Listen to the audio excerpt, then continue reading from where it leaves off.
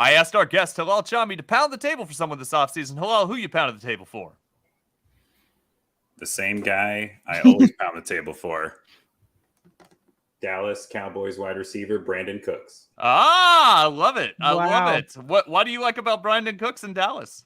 He's a perennial undervalued wide receiver, and he's a competitor who wants to compete this year, which is why I think he had a lackluster year. So it's your chance to buy low and get him on your fantasy football squads.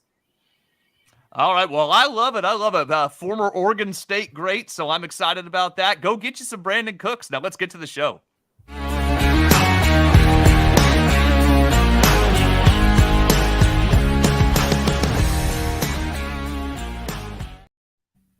Welcome, everyone, to the Most Accurate Podcast. I am one of your hosts, Brandon Niles. With me is my phenomenal co-host, Jen Akins. Jen, how you doing, buddy? I'm good. I'm feeling good. I'm loving the warmer weather. We're getting closer to school out, which makes me very happy because I can sleep past 6 for a couple months. That makes me honestly, sadly, that is what I'm looking most forward to. School getting out, not having to pack lunches, all that stuff. But yeah, I'm doing well. How are you? I'm doing pretty good.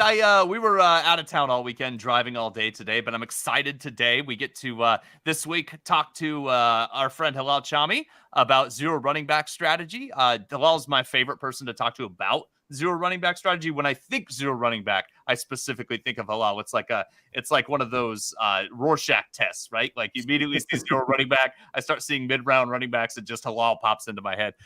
Go follow Halal on Twitter at HJChami, Chami. Halal, great to speak with you again. Thanks for joining us. How you doing tonight? Hey, I'm doing great. Thanks for having me again. As a Panthers fan, I'm a part-time Panthers fan, and I know you're a Panthers fan. Just got to quickly get your take on Bryce Young and this new Panther offense. How bullish are you this season? All right, so you said quickly, so I can't actually give you my full opinion on this. Take your time, buddy. We're here. Take your time. You're good. All right, so when I first became a Panthers fan, no, I'm kidding. All right, so Anthony Richardson is basically the archetype of player that I've always been a huge fan of. I like athletic profiles. I was a huge fan of Cam Newton, and Bryce Young is the exact opposite of that. He's the antithesis of everything I would ever want in an NFL player on my team.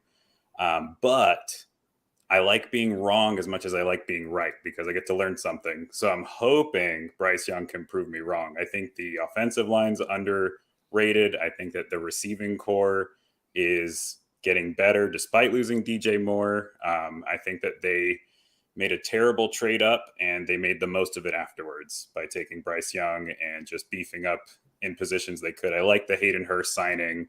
I like the Andy Dalton signing. One thing I did want to say is that if Bryce Young starts over Andy Dalton, that's a huge deal to me because Andy Dalton is a incredibly efficient. If you go to like Pro Football Focus and look at how good he actually was, his interceptions weren't even really his fault most of the time. And he's an incredibly efficient leader, I think, as well. And if Bryce Young starts over him, then I will be very happy because I'm hoping that means he beat him in practice, but we'll see. I like this. I'm excited. I want this to work out well. I'm with you. I'm a little concerned about the athleticism, but I want you to be wrong too, my friend. Hi, Champions Beard. Thank you for joining us. Fun fact, Bryce Young can't grow a beard. Got to enjoy that fun fact. Correct me. He is like, everyone's like 16 to me nowadays. I'm getting old now. I'm in my 40s now. So all these players, they all look like 16-year-olds to me. So they do. Hey, Brandon, I got a question before we keep rolling. Sure. Are you drinking a Guinness?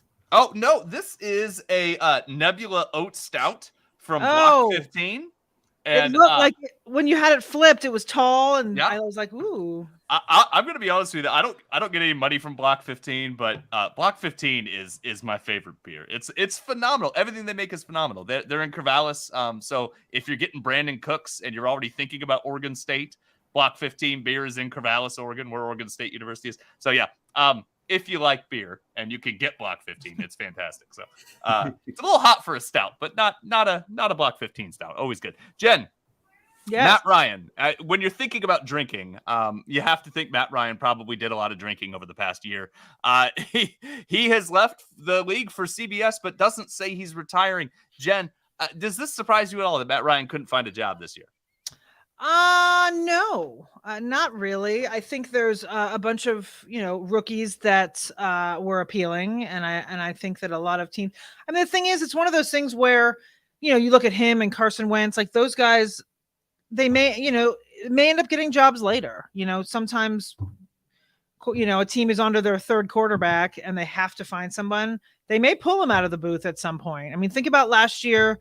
The Dolphins, they lost Tua, they lost Teddy. That they were down to, I don't even remember the guy's name. Skylar Thompson. Yes, didn't he get hurt too though? And didn't they have?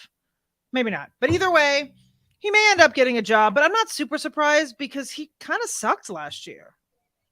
He was bad. He was really it fell off a cliff quick. I kind of thought like Arizona might come out there and be like, hey, just in case Kyler Murray isn't ready to go week 1. Bring in somebody like Matt Ryan, but maybe that's like the Carson Wentz spot. I don't know. Hilal, are you excited about Matt Ryan not being in the league since you're a Panthers fan? I assume there's sort of Matt Ryan. Mostly because I was worried he would come to Carolina and I'd get to relive that with his former coach. I'm so thankful we have Andy Dalton over him. Very different. Andy Dalton is a very competent player. Like I know that sounds like a not many people would say. By the way, I'm happy we have Andy Dalton over X.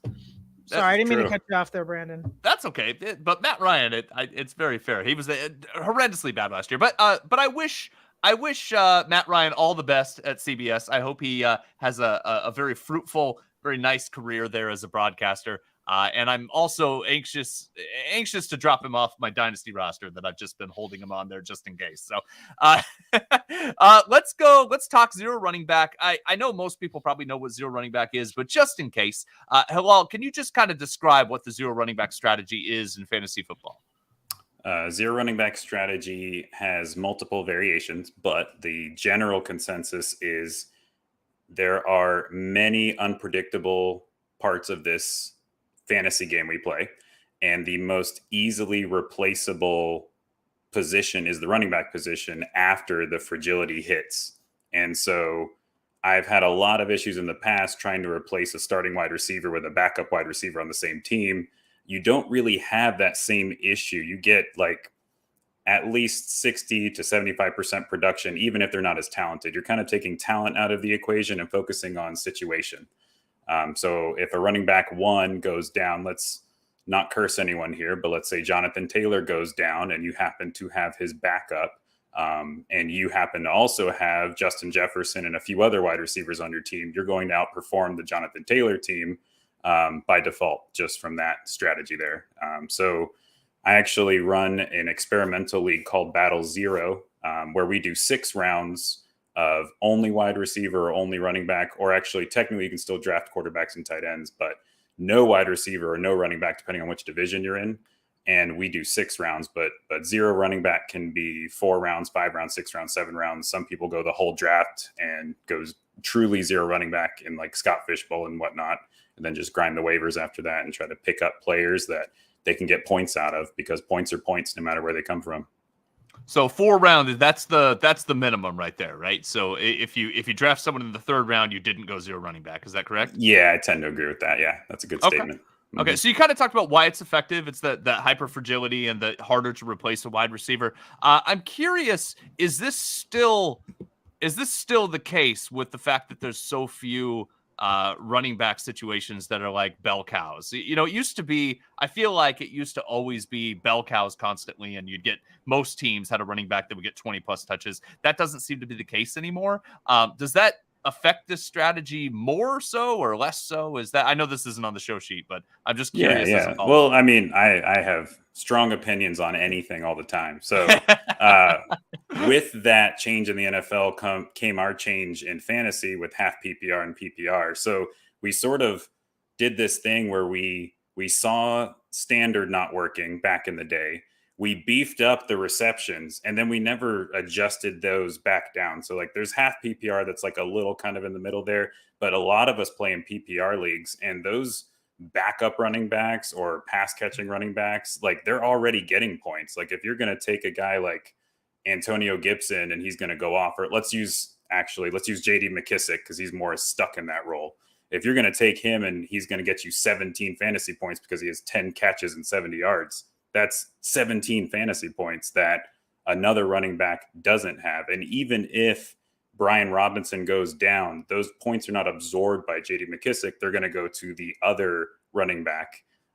So essentially it helps that the NFL has changed if you know that a running back is not a running back is not a running back, if you know that they have different roles. And I had to learn that the hard way back in the day when I first started playing fantasy, that if this guy goes down, it's not necessarily the running back 2 that gets all the carries. It might be the running back 3, and the running back 2 role stays the same.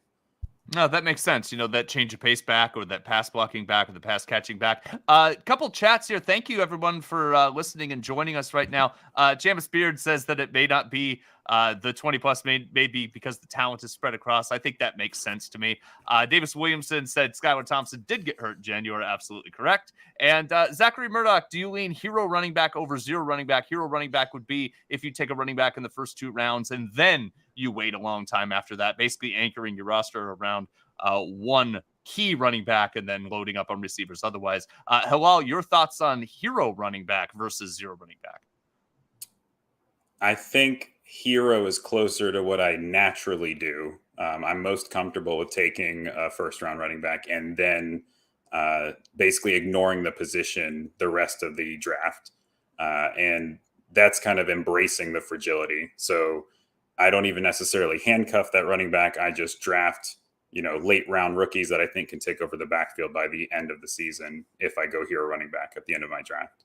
Okay, that makes sense. I think I'm kind of prone to do a little bit of that myself. I'm curious, redraft versus best ball, right? Because right now we're kind of in best ball season. We're in a dynasty season. If you've got any dynasty takes on zero running back, then I'm happy to hear those as well.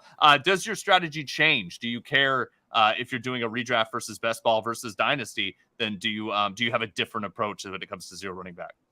Yeah, so best ball, I like to go for home run hitters. So if there's a really fast running back in a good position to succeed, like I don't want to give away any future running back sleepers or anything targets, but like Devon A-Chain would be on my best ball team for sure. Nice. Whereas if I was playing in a redraft, I may not draft him because I don't know when to start him. And that's kind of true for a lot of different players that play that role. And then in Dynasty, I tend to handcuff more because in Dynasty, it's almost like you're just outlasting your opponent in a marathon more than just exploding and having a huge win. So it's kind of like, best ball, then redraft, then Dynasty as far as going for the home run flex kind of play, I would say. Excellent. But you still advocate the zero running back concept as a viable strategy regardless of the format? Yeah, wide receivers are basically your bread and butter in Dynasty. They're going to outlast the running backs as far as lifetime and just the apex of their career. And then as far as getting value, you can get a post-apex running back like this year, Miles Sanders, on your Dynasty team cheap. But if you try to get A.J. Brown on the same Dynasty team, you're going to hella overpay. It's very true. I've been trying to acquire CD Lamb, and it's been very difficult. I'm just gonna say, I haven't been able to acquire CD Lamb very much. I also, you think about CD Lamb, Brandon. I love CD Lamb, big CD Lamb fan. Also, you think about guys like 4 years ago, Todd Gurley was an elite dynasty running back, and then a year later, or really like 3 games later, he was done. Done. It's absolutely crazy. I was wondering, does this ever change for you draft position? So, like, if you're in a redraft league and you're drafting 1st versus 5th versus 12th, does your strategy change at all? Are you more likely to go hero running back or zero running back or something different depending on where you're picking, or are you pretty much steadfast in this strategy? I think that every draft depends on who I'm drafting with more than the position. So if I'm pick 1 overall and I feel like going zero running back that day because I like to diversify the different builds I make, it would be like Justin Jefferson or Jamar Chase just to start it off. Those would be my top 2. But if I'm pick 3 and those 2 guys are already gone, I start to wonder if I do want to go hero running back and just put all my chips on Christian McCaffrey, or even just YOLO Bijan Robinson in because I want to enjoy the fantasy season. And, having him on your team is like fun. It's like bringing a 3-handed sword out in a video game. You can't use it unless you cheat to use it. That was my analogy. There's a game called Munchkin where the 3-handed sword gives you like a huge amount of attack, but you don't have 3 hands. So you need an additional cheat card or a 3rd hand card to play it. And so Bijan is kind of that year's three-handed sword. I love that. In Saquon theory. Barkley was kind of that way as a rookie. So Yeah, exactly. yeah, I had a lot of Barkley that I had to overpay for because I wanted to have fun and enjoy the season. Also, Munchkin is a great game, and anyone should play Munchkin. Absolutely. Did you have something, Jen? Did I cut you off? No, I was just, how I'm kind of the only, I'm the lone person on the I don't want to pay a lot for Robinson Hill. Yeah. So I just said in theory, because he's talking about how fun he is. I'm like, yeah, he has not played a snap in the NFL. So we don't know that. Everyone is, clamoring to draft this dude top 5, and we don't even know. But I'm sure he's going to be fantastic, and I will have no shares, and I will be the only one without the three-handed. I mean, I just saw a catch highlight video today, and I just moved him up. Like, I just couldn't help it. He was shirtless, by the way. That's a huge deal for me, too. Moving him up the rankings. I gotcha. The shirtless videos definitely seem to do it. That and the really short spandex where you see the thighs and the calves, and you see just how incredible the running back is. Overdrafted AJ Dillon again. Yeah, absolutely. Every time. Just curious, when you're going into that zero running back, you're skipping obviously at least the first 4 rounds. You're skipping running back, and you said sometimes 6. When are you targeting the onesie positions? Are you pretty much going after receivers, or are you taking your tight ends, taking quarterbacks in that span as well? I think that it depends on where the rest of the draft is going, but I do have like cutoff probably around like TJ Hawkinson range, where I do like Kyle Pitts this year because I think that that offense is going to be catered to him, Drake London, and Bijan, and we'll just see what happens. Like TJ Hawkinson, but I'm not going to take I'm not going to reach on Kelsey or Andrews. They're just not the type I want to build in a zero running back team. And sometimes I'll combo zero running back with elite quarterback, or I'll go late round quarterback. It kind of just varies based on who's available, what their receivers and schedule and offensive line are. Because there's some I just won't draft and some I will draft based on value. Yeah, it makes perfect sense. So, use your head, basically, right? Yeah, exactly.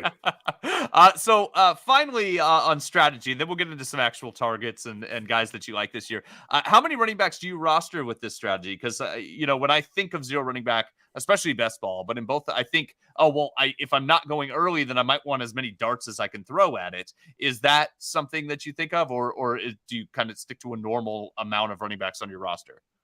So I tend to do the first, let's say 6 rounds or so, wide receiver, maybe throw a QB or tight end in there, and then hit running back maybe 3 times, and then go back to wide receiver, back to QB, tight end, whatever I need in the rest. And for best ball, it's a little bit different where I'm going to take, I think, more running backs, but in redraft, I'm going to do the bare minimum 2 starters, maybe a sleeper backup if they slip, like a rookie. And after that, go back to wide receiver and then use wide receiver as currency if it's a redraft league that allows trades, and then use that to make my team better.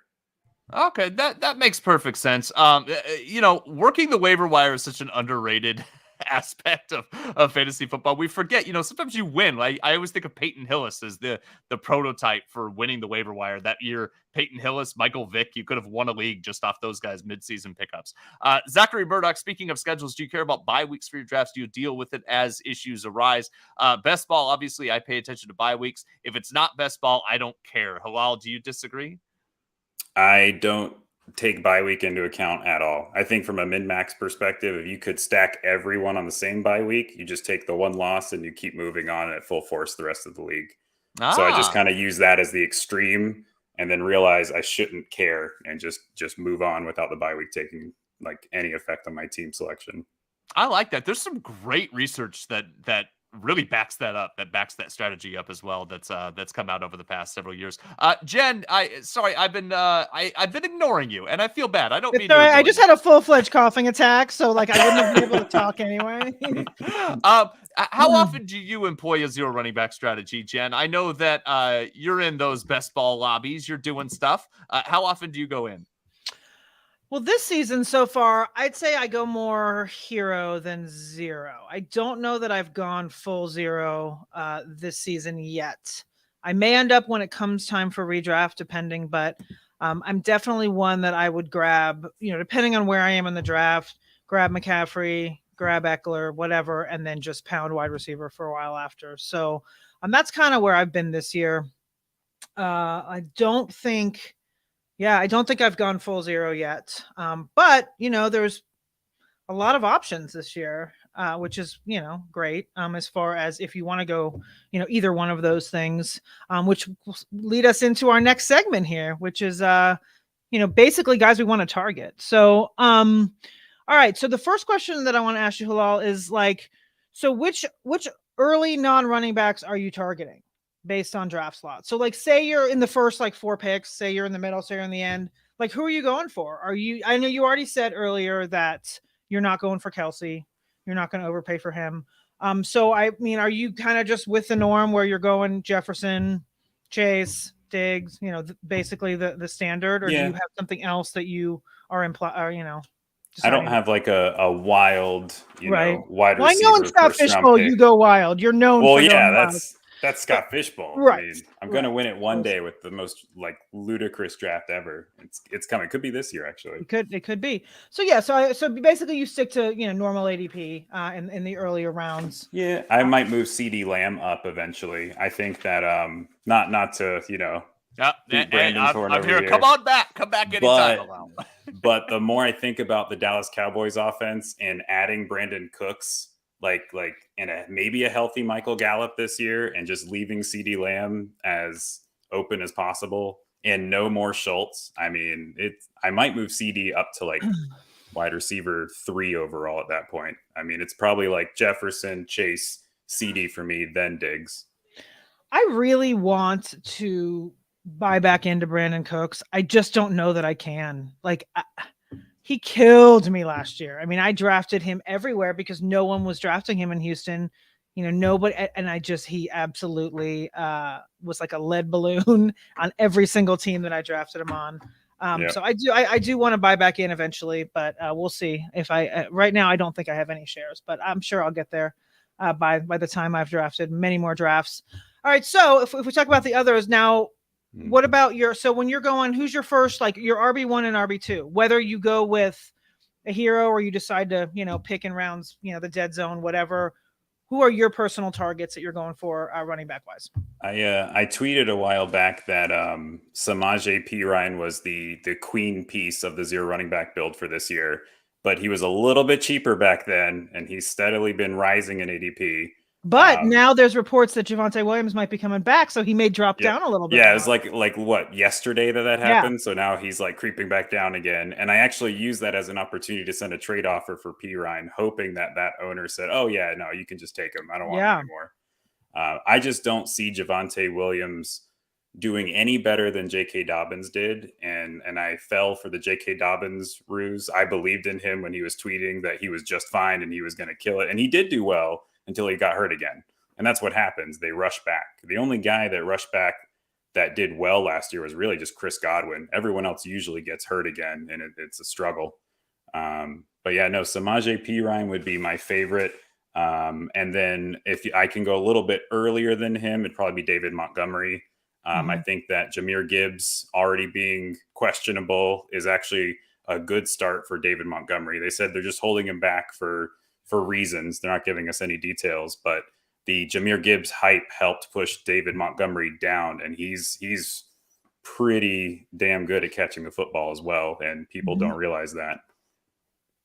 No, I absolutely agree. Another one that I find kind of interesting is Najee Harris. Just I feel like he's slid all the way. I'm not sure where he is right now, ADP wise. RB14 right now. RB14.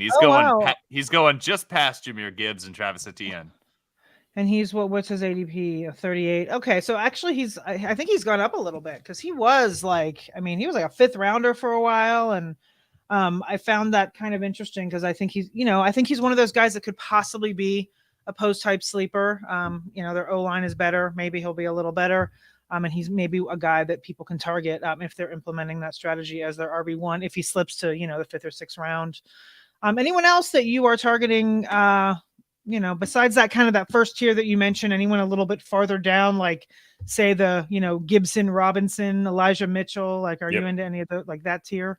Yeah, I've got a list actually. Oh, I was working on it today. Fire away. All right. So I broke it down into basically what I like to look at is offensive line, schedule, competition, and what I like to call smash weeks. So I look at like who their opponents are.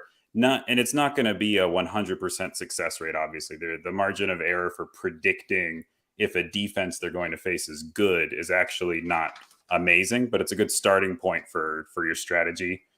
So David Montgomery was number 1. Isaiah Pacheco came in number 2 as far as just having a good balanced offensive line and schedule. And most of them have good smash weeks, except for like 2 weeks. So you might as well start them. You might bench them. If they get injured, the backup's going to have the same schedule and the same offensive line, maybe just slightly less talent, depending on what it is. And then number 3 actually was Roshan Johnson. After that, A.J. Dillon. And then I thought J.K. Dobbins' ADP was much higher than it is. When I looked up his current ADP, it was a lot lower than I expected. So he's actually a steal right now. And if Gus Edwards is healthier than Dobbins at any point, he's going to get those carries. And this is all assuming, Lamar's not going to steal all the goal line touches, but a lot of these are cheap enough that you can even pair them with Lamar or pair them with an elite quarterback, and you're still going to get the upside. And then I have what I called situational upside despite the offensive line and schedule. And that's where Antonio Gibson came in. Yep. Oh, okay. So that's the Antonio Gibson role. I also put Jamal Williams and Kendre Miller in there. They're not the best offensive lines. They're not the best schedules, but the role they play and the opportunities they should have should be good enough to start on your team. And then I also had Damian Harris in that tier as well, along with James Cook, depending on who wins that job, or they play their own roles separately. And then after that, it's just handcuffs. Like if you want to take Elijah Mitchell, Alexander Mattison, that's a whole other tier of zero running back strategy. So you have your underrated starters, your underrated secondary role, and then your handcuffs. That's how I kind of break down the zero running back that I'm going to pick. Since you mentioned Isaiah Pacheco, I just want to ask you about Jerick McKinnon, because the Chiefs just brought him back, and his ADP, I mean, he's pick 131, RB 43 off the board, was a touchdown machine at the end of last year. What do you think of McKinnon? He and Brandin Cooks were actually my number 1 favorite players of all time. Nice. So he was the Anthony Richardson archetype before there was an Anthony Richardson. But Jerick McKinnon has such a, I don't know, it's like playing with fireworks, because to expect him to get the same TD rate and points was insane. And I bet against him last year and I failed horribly. I had him win me dynasty leagues and lose me redraft leagues because I didn't believe in him in redraft. But in dynasty, I had no better option. So I just kept throwing him in the lineup and he kept winning. Oh, that's great. He's still pretty cheap. And I think a lot of people are, so high on Pacheco after kind of what he, did at the end of last year, that I think people are kind of forgetting how good and how fast and how McKinnon can score fantasy points when called upon.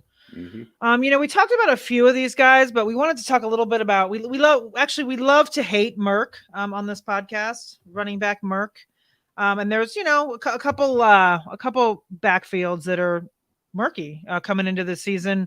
We talked a little bit about them, but we'll run through them real quick. First, we have Miami. I mean, you talked about, you like the rookie there. It's a tough situation, right? You've got Mostert and Jeff Wilson, both guys that are not known for being healthy for entire seasons. And then you have a rookie there. And his name is escaping right now. Devin. Woo! Yeah, Thank you. Yes. Yep. Wow. Sorry about that. That's what happens when you don't write anything down. It's all here and it goes away. But anyway, you have those 3 guys. Right now, I think Mostert and Wilson have a very similar ADP. They're like within the same few picks. I assume, since you said earlier you are targeting Devin there, are you going for the other 2, or you're just straight up going for the late season upside? Yeah, I'm just going straight A chain and consider him a running back 2 or flex option in a zero running back build, with just the hope that he's going to get designed plays that get him a lot of fantasy points, just sort of explosive fantasy points there.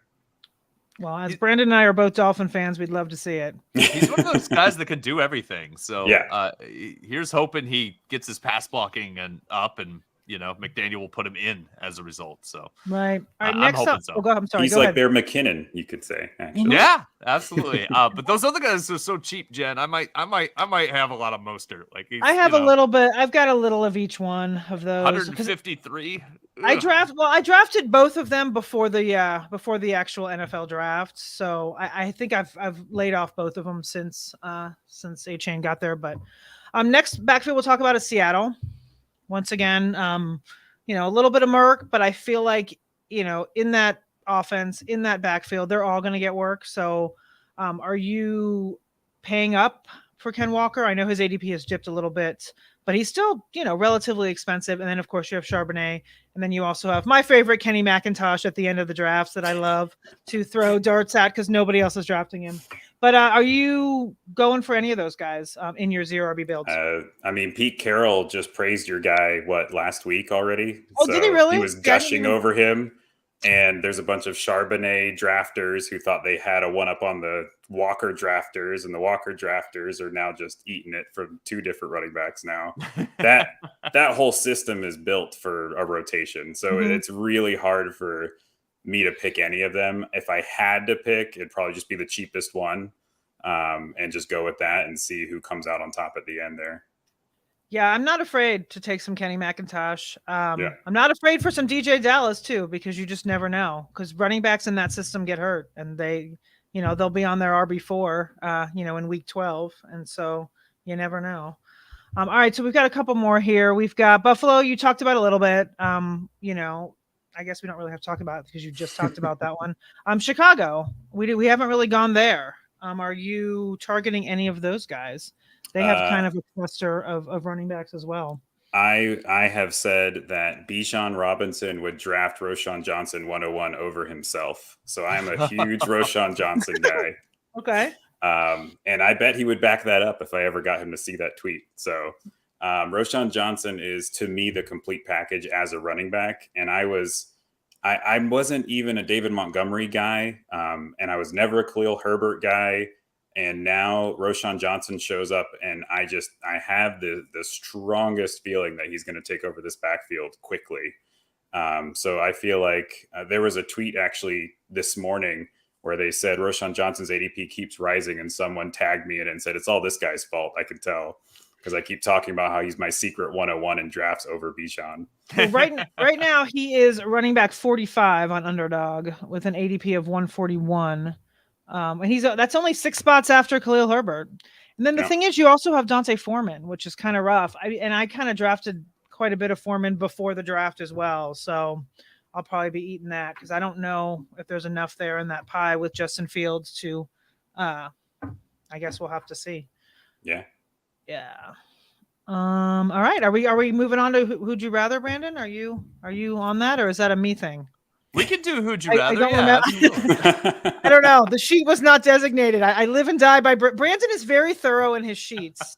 As Halal, you probably see, and as everybody knows, Brandon is extremely thorough. He's an excellent host, and he's very thorough in his sheets.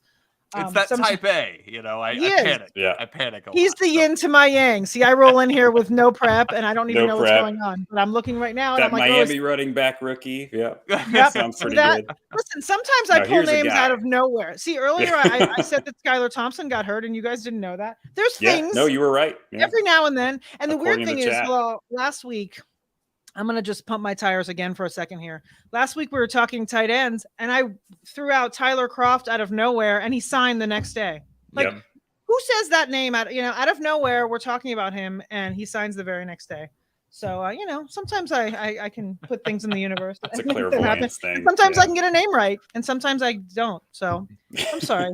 Jen knows everything. Jen is modest, and she talks about how she's not prepared. But the thing is, Jen writes all day and edits all day, so Jen knows more off the top of her head than I have written down at all times. So it's amazing. I do know things. I apparently could not remember the Devon A. Chain's name, but I got it now. I'm there. That's okay.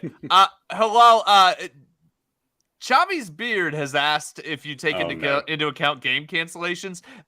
Reiterated the question twice. It makes me wonder if there's an inside thing here. No, there's definitely. If you notice, my last name is Chami, and I shared this YouTube link with friends, so I have a feeling there's a home league loser who came in second place who made that account just to ask that question. We had a home league where, the DeMar Hamlin incident canceled the final game. I had Joe Mixon, and it was an IDP league. I also had, was it Logan Wilson was their linebacker on their team? Oh, yeah. And I had Tyler Bass, and he had Jamar Chase and Joe Burrow. And at the time of the game cancellation, I was ahead. And based on projections, we were 50-50. So instead of a tie game, ESPN app gave me the win, and I have the trophy engraved with a little asterisk on it that, it's a halal chami with an asterisk. So I had a feeling that would come up. Yeah, that was rough for, obviously for tons of people around. I was in a guillotine league, and we ended up, I thought we should have split the money, to be honest. But it was the same thing. I ended up losing because he was ahead going in, and then I definitely cannot remember who I had and who he had, but I think he gave me my entry fee back, the guy who won. I got my $10 back in the guillotine league, and he took the full pot. But that was rough. It was rough for everybody. Yeah, I didn't know what to do in the ones that I commissioned. It was a tough situation. Absolutely. Hopefully one that we never see again. Yeah. Yes. Chavi's beard just put a whole bunch of asterisks in the chat. So that's a ton of fun. Sounds like I figured out who that guy is then. Yeah, somebody who probably doesn't know you at all. That's my guess. Mr. Scampers, thanks for joining us. Tariq Cohen, I'm glad you brought up his name, the human joystick, NCANT's finest. I love it. Absolutely. Thank you for bringing up Tariq Cohen, and thanks for listening. Let's play Who'd You Rather, because I love Who'd You Rather. I went 0 running back edition. I basically took 2 running backs that are going around the same time, players that might be targets in 0 running back league, and wanted to ask, which one do you prefer? So I'll ask both of you. I'll start with Hillel. In the 5th round, if you're going 5th round for your first running back, are you do you prefer Miles Sanders or Aaron Jones? I'm a Miles Sanders guy, actually. I think that Aaron Jones is going to be looking out for Aaron Jones this year, not for the team. And I think Miles Sanders is in a prove-it year for himself, and has already stated as much, whereas before on the Eagles, he was saying, don't draft me in fantasy football. And now he's over here saying, I want to be a 3-down back. I want to catch the passes. I want to run the ball. And I think that Aaron Jones has much better competition than Miles Sanders does right now, just to start. Jen, what do you think? While it does not make for great podcast, I agree with Halal. I'm going Sanders. I think he's going to kind of be the security blanket, go to whatever for Bryce Young in that passing game. He doesn't have Gainwell, to compete with. So I think he's going to get more volume. I will say that Aaron Jones could end up in the same position for Jordan Love. But there, like he said, there's more competition for targets in Green Bay. So I go Sanders. I like Sanders too. I'm very interested in this Carolina offense because we don't know what it's going to look like. No. Like, we could project what rookies have done, what Dalton has done, what Frank Reich has done, what DJ Chark and Adam Thielen have done, what Miles said. But we don't know all these pieces together. It's all new. It's like a whole new team in Carolina. It cracks me up. It's really, really hard to figure that out. 7th round, I want to ask about both these players in general because I think they're very interesting in fantasy based on value, based on how people perceive them, based on other options on the team. So in the 7th round, are you going after James Conner or Cam Akers? And Jen, you don't get to groan at this. I know you're not a Cam Akers person. Halal, which one do you prefer between the two of them? I circled Cam Akers, but I was really 50-50, to be honest. I think I picked the Rams over the Cardinals in the end is what swayed me. I think the Cardinals have a lot of potential, but they're not going to be consistent with the new coaching, the new scheme, whatever they're up to this year. Whereas the Rams, I think, may have a little bit more consistency and bounce back. And Akers should be more healthy than he's ever been, honestly, at this point. Jen, do I dare ask? You know the answer to that question. And the thing is, it's not that I love James Conner. I just want Akers is just, I'm not drafting him. It's just not happening. I cannot justify, and it's not even just like him. Since Todd Gurley, there's just no running back in that offense that you're going to sell me on. So I'm going to go Conner, but the truth of the matter is I don't really draft either. Depending on the situation, I think I may have a share or two of James Conner along the way, but yeah, Conner.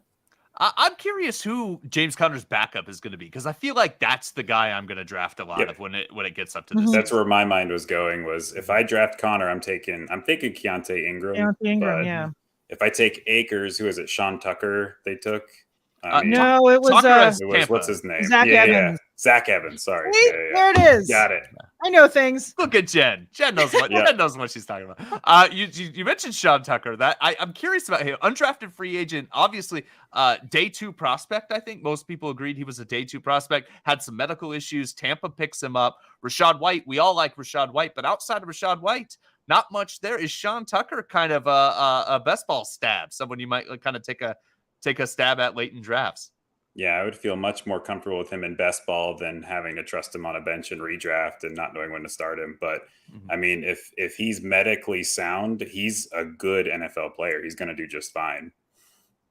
I'm interested. I'm interested in that guy. So, and then Cam Akers, Jen, is there a value where you like him? Because I kind of like him. He's cheap, and I think he's going to get touches. He was pretty good at the end of last year. Like, is there a point? Like, if we paid you to draft Cam Akers, would you draft him? I mean, he's not that cheap, Brandon. He's pretty cheap. He's a rounder. That's not cheap to me for Cam Akers. No. I'll take him if he's in double digits. Put it that way. Double digits is the tipping point. We got our price. Cam Akers, yeah. But 7th round, no. Yeah. That's the tipping point. I like it. Shout out Tears for Fears, who is still making music and has a great song called The Tipping Point that came out in the last couple of years. Just yes, I'm over 40 and I'm touting Tears for Fears in 2023. Come at me. I have no problem with that at all. Let's go to the 9th round. The 9th round, we're talking about, guys, we already mentioned Zach Charbonnet a little bit here, but I'm looking at Zach Charbonnet or Alexander Mattison. Mattison obviously has some built-in interest going on with some extracurricular news items happening around Dalvin Cook. But Halal, which one of those two would you be targeting in the 9th round?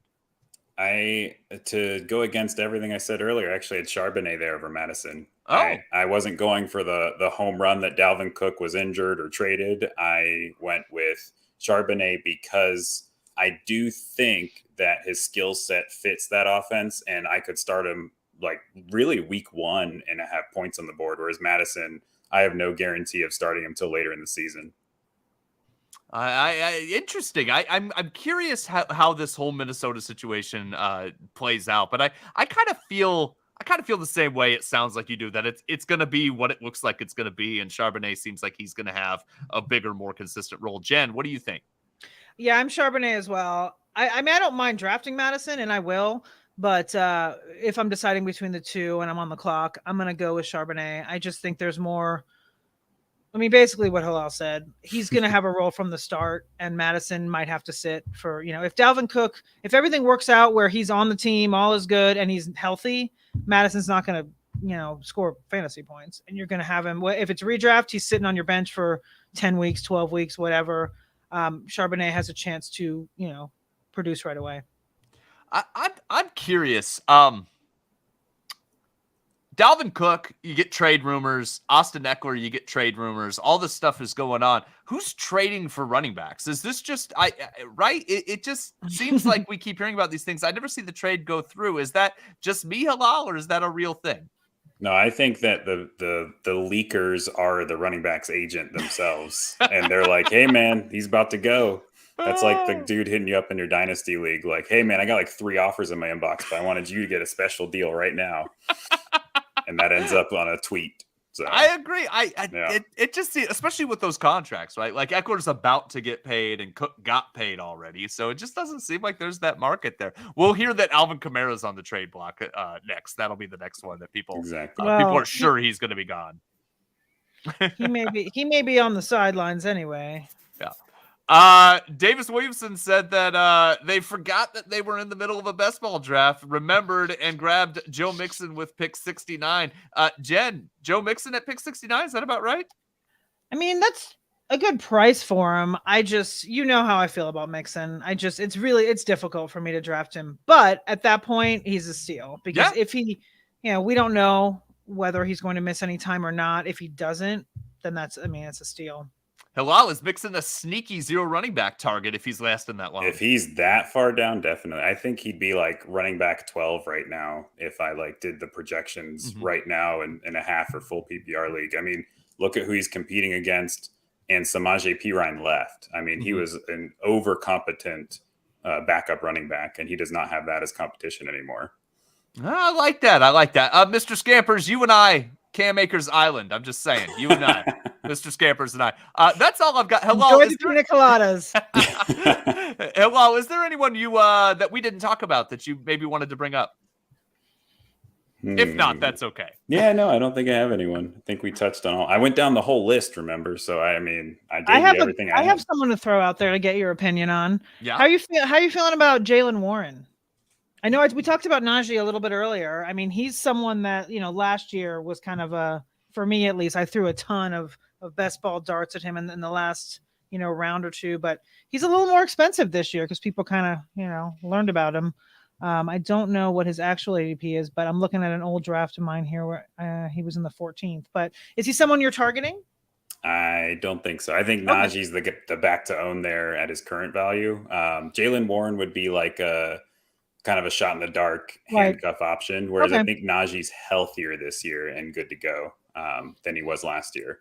That Liz Frank injury blurb had me not drafting Najee at all last year, and I drafted him high the year before just for volume alone. I knew he was a bad pick for offensive line play and schedule and didn't care.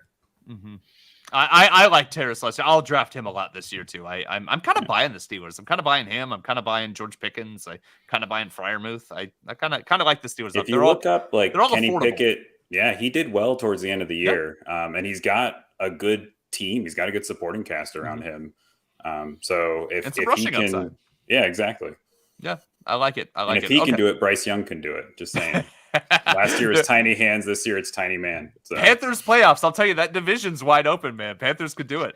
Panthers could absolutely do it. Although I did see a blurb that said they are also in contention for the worst record in the league. Hey, easy. No, we're not gonna entertain those thoughts. That's all right. I'm just gonna leave us quickly. This is not related to football, but I need all of everyone's thoughts and prayers and hopes and dreams that the Blazers land the first pick overall in the draft this week. The lottery is this week. We need the Blazers to land the first pick. I want everyone to hope for it, even if it affects your favorite team. I don't care. I want my favorite team is in the playoffs. So my favorite team is about to play the Lakers here for the next series. So probably about to win the finals. I'm just saying. I hope so. Yeah. But it's about time. But it's about time. I love it. But listeners, thank you so much for joining us today. Go follow Halal on Twitter at HJChami, one of my favorite people, one of my favorite follows on Twitter. Halal, thank you for joining us. Do you have any final thoughts or plugs before we go? Playerprofiler.com and fantasyfootballking.com, 2 places that I contribute to. Excellent. Check all that stuff out. Thank you, Jen. Always a pleasure. Listeners, don't forget to subscribe to this podcast. You can follow us on Twitter at Jen Akins NFL and at 2guysbrandon. Thanks for checking us out and have a good day.